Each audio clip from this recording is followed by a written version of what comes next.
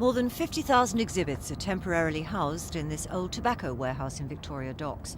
For the last 8 years, a team headed by the Museum of London has been piecing together the biggest trade success story of the last century. The London docks were the biggest and most important docks in the world, and the whole area became the biggest manufacturing and processing centre. There's a lot of skill and expertise in this team. 4 members are Museum of London staff. The other 11 are paid for by the LDDC. But some of them are so unconvinced that the museum will get off the ground, they're already looking for other jobs. The Museum of London are pessimistic. The premises offered by the LDDC aren't suitable for a full museum, they say. And without the LDDC's funding, there'll be no museum anyway.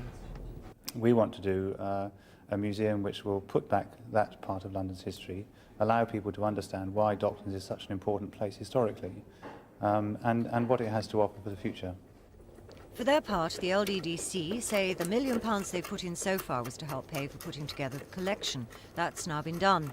They'll start talks about the rest of the project, but want to know how much sponsorship is coming in from outside.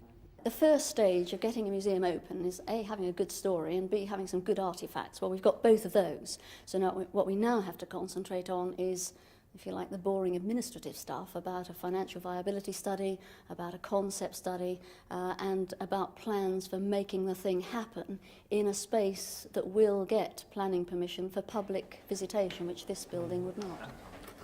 Meanwhile, no more money. Bad news for the team. They need the LDDC's contribution to keep going and to run the mobile museum they've set up.